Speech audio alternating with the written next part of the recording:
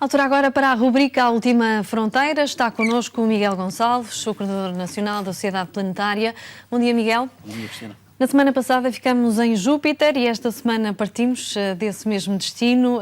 Passamos também pelo planeta irmão Saturno. Precisamente. Na semana passada estacionámos em Júpiter, hoje voltamos a Júpiter porque foi revelado um estudo particularmente interessante, sobretudo engenhoso, da maneira como chegaram a certos valores e a certas conclusões. E Júpiter é sempre importantíssimo conhecer Júpiter, porque Júpiter claramente modelou o sistema solar como nós o conhecemos hoje. É o rei dos planetas, esta imagem é absolutamente deliciosa e, além disso, ainda hoje há muitos mistérios encerrados ali naquelas atmosferas e naquelas tempestades de Júpiter. Sabes que durante muito tempo pensou-se que este planeta que nós estamos a ver seria muito parecido em termos de constituição com o próprio Sol, ou seja, que aquilo era sobretudo uma grande bola de hidrogênio com umas pitaditas de hélio e sem qualquer tipo de núcleo, portanto quase algo parecido com uma estrela. E ao longo dos anos, à medida que fomos colecionando cada vez mais informações, à medida que a sonda Galileu nos anos 90 nos deu informações sobre Júpiter, à medida que já antes as Voyager também tinham dado algumas informações, e agora a Juno dão-nos um retrato muito diferente de Júpiter. E cada vez mais temos evidências de que tem um núcleo central com cerca de 10 vezes a massa da Terra e depois tem toda uma estrutura muito mais estratificada, dada por um perfil de atmosfera muito bem distinto. E mais do que isso, o que dizem muitos dos cientistas planetários é que nós temos aqui, nesta bola gigante, 3 camadas de nuvens em Júpiter muito distintas. Temos uma inferior, que é sobretudo constituída por água gelada, líquida, e depois uma intermédia com amónia e depois uma mais elevada com também muita amónia. Bom, o que é que nos dizem os resultados desta semana? Um conjunto de investigadores utilizou uma técnica muito engenhosa de espectroscopia, utilizando telescópios terrestres, não são espaciais nem sequer a Juno, são terrestres, para analisar em particular a grande mancha vermelha. E o que é que então permitiu essa análise da famosa tempestade de Júpiter? Eles, à medida que foram analisando os valores, sobretudo em infravermelho da grande mancha vermelha, à medida que foram analisando os dados que vão no sentido de descer pela profundidade da grande mancha vermelha, encontraram sobretudo muito oxigênio. Uma zona que tem uma pressão atmosférica de aproximadamente 5 bar. Muito oxigênio que, naquelas condições de profundidade, de temperatura, de pressão, liga-se muito rapidamente com o hidrogênio molecular. E olha, dos nossos tempos do secundário, facilmente chegamos lá. Quando temos oxigênio mais hidrogênio molecular, H2, temos H2O. E no fundo o que dizem estes astrónomos é que encontraram nas profundidades da grande mancha vermelha uma gigantesca nuvem de água.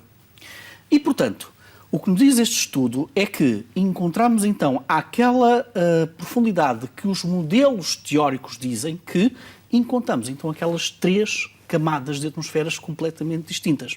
E, portanto, encontrar água em Júpiter era algo que a própria Juno, a sonda que está lá, está a tentar verificar mais de perto.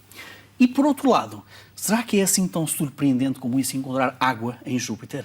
É que basta lembrarmos, por exemplo, que Júpiter tem à sua volta um conjunto de luas que estão repletas de água.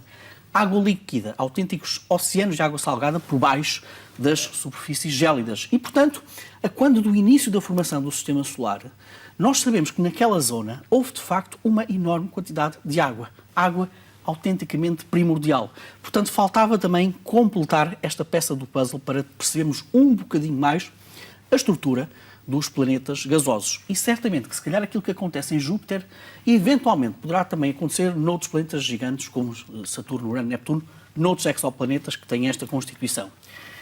E de Júpiter passamos para Saturno. Por uma razão simples, porque esta semana também foi apresentado um outro estudo, um estudo feito ao longo de muitos anos e que pega nos dados da sonda Cassini, que faleceu, digamos assim, pela atmosfera de Saturno. E este resultado, olha, mostra-nos sobretudo esta imagem absolutamente deliciosa. Sabes, quando a Cassini chegou a 2004 a Saturno, o hemisfério norte estava no inverno, o hemisfério sul estava no verão. E, portanto, ao longo dos vários anos em que a Cassini esteve em operação em Saturno, foi apreciando a variação das estações do ano, digamos assim, quer de um lado, quer do outro. Ela encontrou no hemisfério sul um vórtice, ou seja, ali claramente uma zona em que a atmosfera, a própria rotação de Saturno, muito elevada, permitiu a criação de estruturas parecidas com isto, autênticos vórtices, mas no hemisfério sul encontrou isso na altura. O que é interessante é que agora a Cassini olhou para os resultados no hemisfério norte. É que ao longo destes anos o hemisfério norte progressivamente foi-se aproximando do verão.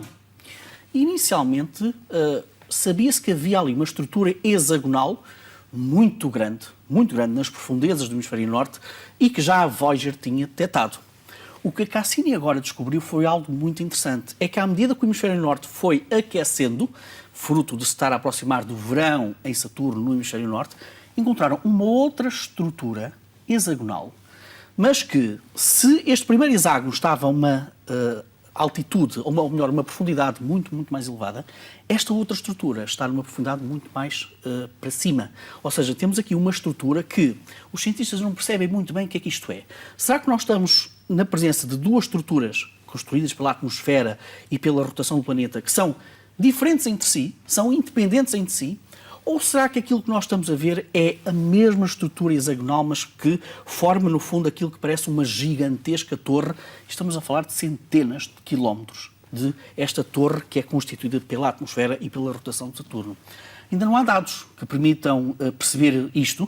O que é certo é que, ao longo do tempo, a Cassini foi apreciando a estrutura, a evolução destes dois hexágonos, ou se calhar até pode ser só um. Qual foi a grande frustração no meio disto tudo, Cristiana? É que estes dados foram analisados até mesmo ao fim da Cassini.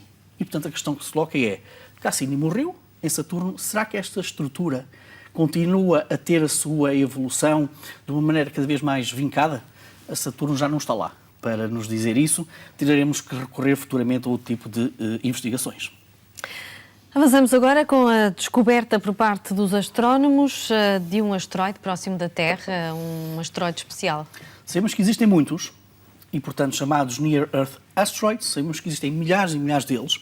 Este em particular tem uma história muito interessante. Ele foi descoberto no final de 2017, tem o curioso nome de YE5 2017, precisamente, e vamos ver daqui um bocado algumas imagens de radar desse asteroide. Esse asteroide, a 21 de junho de 2018, portanto pouco depois de ter sido descoberto, passou a cerca de 6 milhões de quilómetros da Terra. É a distância perfeita para nós não termos alarmismos desnecessários, mas também a distância perfeita para ser analisado pelo radar. E o que é de interessante neste asteroide? Em primeiro lugar, não é um asteroide, são dois. Estamos a falar de um binário.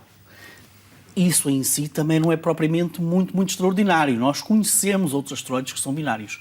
O que é interessante neste binário, e que esta imagem já demonstra um bocadinho, é que os binários que nós conhecemos de asteroides, nós temos uma pedra muito grande e outra muito mais pequena. E, portanto, é mais ou menos esta caracterização de binários que nós temos. O que é fascinante neste binário é que estamos a falar de dois asteroides que estão aproximadamente 900 metros de diâmetro. Ambos. E, portanto, têm um tamanho muito parecido, mas o que nos diz depois o radar é que são geoquimicamente diferentes entre si. E isto espantou os astrónomos, porque se este duplo asteroide resulta, por exemplo, de um asteroide único que começou já muito rapidamente e que depois despedaçou-se em dois, então teríamos constituições parecidas, muito parecidas. Se, porventura, este binário resulta de dois asteroides que chocaram entre si, então teríamos também aqui uma alteração nas suas constituições muito diferentes. Mas não tão diferentes como aquelas que nos foi dado por este asteroide. E, portanto, o que nos diz este asteroide é que as ideias que nós temos sobre como é que aparecem estes binários, estes asteroides, foge por inteiro aos dados que nos são dados pelo radar. Ou seja, em primeiro lugar, terem um diâmetro muito parecido e, em segundo lugar, terem constituições geoquímicas muito diferentes. E, portanto, não deixa de ser curioso que aqui nas redondezas, nos arredores da Terra, nós conseguimos encontrar um asteroide que nos lança, felizmente, muito mais perguntas. Miguel, e para terminar, uma luz que sobreviveu a uma enorme escuridão. É verdade. Nós hoje vamos homenagear uma astrónoma britânica que, Belle Burnell, Jocelyn Bell Burnell, que na década de 70 tornou-se conhecida por ter descoberto os primeiros pulsares. Mas não foi ela que ficou conhecida. Foi numa altura em que o machismo também na ciência era muito proeminente, ficou sobretudo conhecido o seu orientador e o seu nome foi esquecido nessa altura. Esta é a fotografia dessa altura em que esta astrónoma, notável astrónoma, foi esquecida. Pois bem, na semana passada ela recebeu o prestigiado prémio Breakthrough de 3 milhões e eis esta notável astrónoma e ela decidiu doar a totalidade desse prémio para fomentar programas de incentivo à igualdade entre as mulheres. Ela própria, na altura em que foi estudar, sentiu-se um bocadinho deslocada em Cambridge, porque era de uma zona completamente diferente de Irlanda, e, portanto, é uma mulher que foi esquecida pela história numa altura, e se calhar a questão própria do machismo na ciência é uma questão também muito evidente nos nossos dias, mas não deixa de ter sido feito um bocadinho de história e de justiça para com esta notável astrónoma. E porque na semana passada esqueci-me de referir, outra notável astrónoma, neste caso portuguesa, os parabéns em termos institucionais e pessoais à professora Teresa Lago, que desde há 2 semanas está à frente da União Astronómica Internacional. E se me permites, só uma última nota para referir que está a decorrer ainda as inscrições desta semana para o Coimbra Space Summer School. É um fim de semana, próximo fim de semana, que será totalmente dedicado, entre 2 a 14 de setembro, aliás, a conversas espaciais com notáveis convidados, e em que se vai falar sobre a economia do espaço, numa altura em que Portugal assume também cada vez mais um papel muito importante nessa área, não só de economia, mas também sobre o prazer da exploração espacial. Miguel. É no Observatório Geofísico e Astronómico Muito da bem. Universidade de Coimbra. Obrigada e até ao próximo domingo.